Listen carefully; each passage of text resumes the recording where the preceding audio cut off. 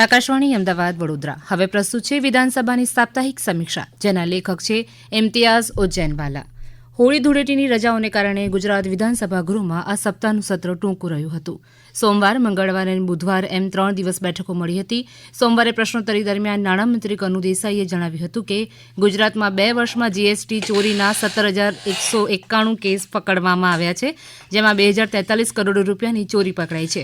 જાન્યુઆરી 2025ની સ્થિતિએ છેલ્લા 2 વર્ષમાં 15 વેપારીઓની ધરપકડ કરવામાં આવી છે. આ ઉપરાંત જે તે વેપારીના જીએસટી નંબર રદ કરાયા છે. બાકી વસૂલાત માટે શોકોઝ નોટિસ, મિલકત ટાંચ, બેંક ટાંચ, વેરા શાખ બ્લોક કરવા સહિતની કામગીરી હાથ ધરવામાં આવી છે.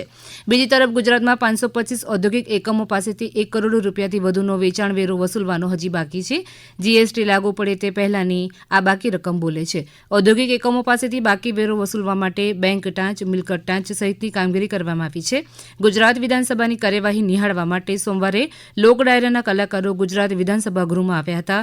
કીર્તિદાન ગઢવી, રાજભા ગઢવી, ગીતા રબારી સહિતના ગુજરાતી કલાકારો ગેલેરીમાં બેઠા હતા.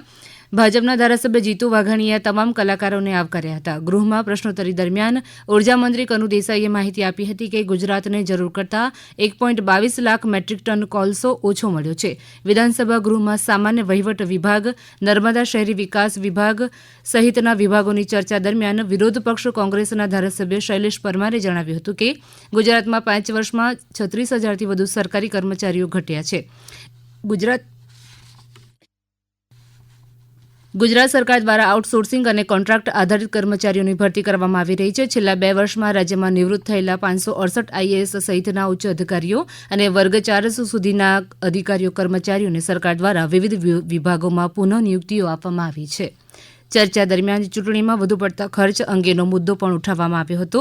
ચર્ચાને અંતે સામાન્ય વહીવટ વિભાગ, શહેરી વિકાસ વિભાગ સહિતની માંગણીઓ બહુમતીથી મંજૂર કરાઈ હતી.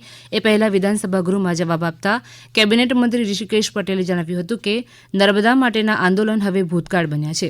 અંદાજે 82,000 કરોડ રૂપિયાના ખર્ચે નર્મદા યોજના પૂર્ણ થવા જઈ રહી છે. તેમણે જણાવ્યું હતું કે એકતાનગર ખાતે અંદાજિત 50 કરોડ રૂપિયાના ખર્ચે સરદાર સરોવર ડેમ એક્સપિરિયન્સ સેન્ટરનું નિર્માણ થશે. વિધાનસભા ગૃહમાં મંગળવારે પ્રશ્નોત્તરી દરમિયાન જવાબ મળ્યો હતો કે નેશનલ ગ્રીન ટ્રિબ્યુનલ એનજીએસે ગુજરાતની 880 કંપનીઓ પાસેથી 125 કરોડ રૂપિયા વસૂલ્યા છે. આ ઉપરાંત અન્ય 6 કંપનીઓ પાસેથી 10 કરોડ રૂપિયાથી વધુની વસૂલાત કરવાની બાકી છે. રાજ્યના વન અને પર્યાવરણ મંત્રી મુકેશ પટેલે લેખિતમાં જણાવ્યું હતું કે સાબરમતીમાં કેમિકલયુક્ત પાણી છોડનારા 108 એકમોને ક્લોઝર નોટિસ જારી કરવામાં આવી છે. આ તમામ એકમોના 20 જોડાણો પણ કાપી દેવાયા છે.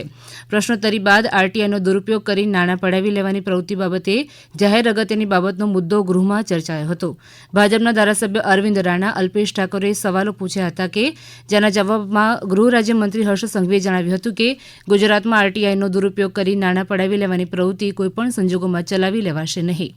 રાજ્યભરમાં કુલ 67 ગુનાઓ દાખલ કરી કાર્યવાહી કરવામાં આવી છે. સુરતમાં જ આરટીઆઈની આડમાં તોડ કરનારા સામે 38 ગુના દાખલ કરાયા છે. હવે જિલ્લાવાર યાદી તૈયાર કરવામાં આવશે. બાંધકામ સહિતના કેસમાં ખોટી રીતે આરટીઆઈ કરી નાણાં પડાવવા મામલે એસીબી અને પોલીસ યાદી બનાવવામાં આવશે. એસીબી અને પોલીસ દ્વારા દરેક જિલ્લામાં સરકારી કચેરીઓમાં ખોટી રીતે આરટીઆઈ કરીને તોડ કરતા અને ખંડણી ઉઘરાવતા લેભાગુ તત્વોની યાદી તૈયાર કરવામાં આવશે. માર્ગ મકાન સહિતના વિવિધ વિભાગોની માંગણી પરની ચર્ચામાં ભાગ લેતા ધારાસભ્ય અમૃતજી ઠાકોરે જણાવ્યું હતું કે 1 વર્ષમાં 1,000 કરોડ રૂપિયાના રોડ બનાવાયા છે, જોકે તેની ગુણવત્તા બરોબર નથી. આ સંદર્ભની ફરિયાદો સામે આવી છે. ગુજરાતમાં નેશનલ હાઈવે પર વારંવાર અકસ્માતની ઘટનાઓ પણ સર્જાય છે. તેમના કાંકરેજ મત વિસ્તારની વાત કરતા ધારાસભ્યએ કહ્યું કે સ્થાનિક તંત્ર દ્વારા કોઈપણ જાતની નોટિસ આપ્યા વગર જ લારી ગલ્લા સહિતના દબાણ હટાવાયા છે. તેમ છતાં પણ ટ્રાફિકની સમસ્યા યથાવત છે. ધારાસભ્ય અરુણસિંહ રાણાએ સરકારની માંગણીઓને ટેકો આપતા જણાવ્યું હતું કે ભરૂચ અંકલેશ્વરને જોડતા ફોરલેન બ્રિજ માટે 400 કરોડ રૂપિયા અપાયા છે. ધારાસભ્ય અલ્પેશ ઠાકોરે કોંગ્રેસ રાજમાં રસ્તાઓ કાગળ ઉપર બનતા હોવાનો આક્ષેપ કરતા જણાવ્યું હતું કે ગુજરાતમાં આજે પાકા રસ્તા બનાવવાનું કામ ભાજપની સરકાર કરી રહી છે. આ સરકાર છે ખાતમુહૂર્ત કરે છે અને એ જ કામનું લોકાર્પણ પણ કરે છે. ચર્ચાને અંતે ગૃહમાં માર્ગ મકાન વિભાગ સહિતની માંગણીઓ બહુમતીથી પસાર કરાઈ હતી. ચર્ચાના જવાબમાં રાજ્ય સરકારના મંત્રી જગદીશ વિશ્વકર્માએ જણાવ્યું હતું કે ગુજરાતમાં 2 નવા એક્સપ્રેસ વે બનાવવા પાછળ 93,240 કરોડ રૂપિયાનો ખર્ચ થશે. બનાસકાંઠાના ડીસાથી પીપાવાવ સુધીનો નમો શક્તિ એક્સપ્રેસ વે 430 કિલોમીટરનો રહેશે, જે 36,120 કરોડ રૂપિયાના ખર્ચે બનાવવામાં આવશે. જ્યારે સોમનાથ દ્વારકા એક્સપ્રેસ વેની લંબાઈ 680 કિલોમીટરની રહેશે, જેની પાછળ અંદાજે 57,120 કરોડ રૂપિયાનો ખર્ચ થશે. ગુજરાત સરકારે બજેટમાં ક્રમશઃ નવું 50,000 કરોડનું વિકસિત ગુજરાત બજેટની પણ જાહેરાત કરી છે. ગરવી ગુજરાત હાઈસ્પીડ હાઈવે બાબતે ગુજરાત રાજ્ય તથા સમગ્ર દેશ માટે ગ્રોથ એન્જિન બનીને દેશના વિકાસમાં વધારે ભાગીદારી આપી શકશે. રાજ્યના ઔદ્યોગિક વિસ્તારો અને ખાણ ખનીજ વિસ્તારને જોડતા રસ્તાઓની સુધારણા માટે 276 કરોડ રૂપિયાની જોગવાઈ કરવામાં આવી છે. સૌથી વધુ લાંબો દરિયા કિનારો ધરાવતા રાજ્યોના બંદરોના વિકાસની શક્યતાઓ માટે બંદરોને જોડતા હયાત રસ્તાઓની સુધારણા, પહોળા કરવા તથા મજબૂતીકરણ માટે નવા કામો હાથ ધરવામાં આવશે. રાજ્યમાં નવા પુલોના બાંધકામ, હયાત પુલોની મજબૂતીકરણ, પુનઃ બાંધકામ તથા રાજ્યના ધોરીમાર્ગોના અગત્યના જંકશન પર ફ્લાયઓવર, અંડરપાસ જેવી ગ્રેડ સેપરેશનની સુવિધા માટે રાજ્ય સરકાર દ્વારા 458 કરોડ રૂપિયાની જોગવાઈ કરવામાં આવી છે. હોળીની પૂર્વ સંધ્યાએ બુધવારે મુખ્યમંત્રી ભૂપેન્દ્ર પટેલ, વિધાનસભાના અધ્યક્ષ શંકર ચૌધરી સહિત મંત્રીમંડળના સભ્યો, ધારાસભ્યોએ રંગોત્સવની ઉજવણી કરી હતી. વિધાનસભાના પ્રાંગણમાં ક્વાંટ વિસ્તારના આદિવાસી સમાજના ભાઈઓ બહેનોને આમંત્રણ આપીને રંગોત્સવનું આયોજન કરાયું હતું. ઢોલ, વાંસળીના સૂર અને ઘૂઘરાના તાલે રેલાતા સૂરની વચ્ચે આદિવાસી નૃત્ય સાથે મંત્રીઓથી લઈ અનેક ધારાસભ્યોએ ગુલાલ ઉડાડી કેસુડાના પાણીથી હોળીની ઉજવણી કરી હતી. સામાજિક ન્યાય વિભાગની ચર્ચામાં વિરોધ પક્ષના ધારાસભ્ય જિગ્નેશ મેવાણીએ આક્ષેપો કર્યા હતા કે ગુજરાતના કેટલાક મંદિરોના દરવાજા આજે પણ દલિતો માટે બંધ છે.